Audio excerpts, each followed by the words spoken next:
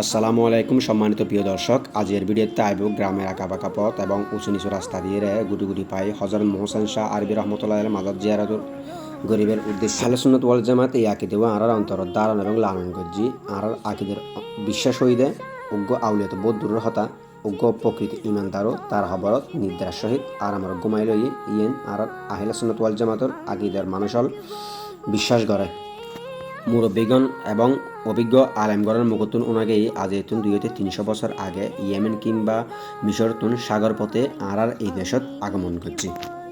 অভিজ্ঞ আলেমগণের মুখত আরও ওনাগেই হযরত মোহসেন শাহ আরবি রহমতুল্লাহ আর এই দেশত আইনের একান অন্যতম হারণিদে আর এই দেশত ইসলাম প্রচার করি পেলাই আগমন করা গিয়ে ওনারা হয়তো বা ব্যাকগণে জানান হযরত মোহসেন শাহ আরবি রহমতুল্লাহ ঐক্য পরিষদ নামে আহারা তজ্ঞ সুন্নি সংগঠন আছে। এই সংগঠন আরা প্রতি বছর বাৎসরিক মাহফিল এবং সোহাদায়ে কারবালার মাহফিল এবং প্রত্যেক মাসত হতমে গৌসে শরীফের আয়োজন করা হয়।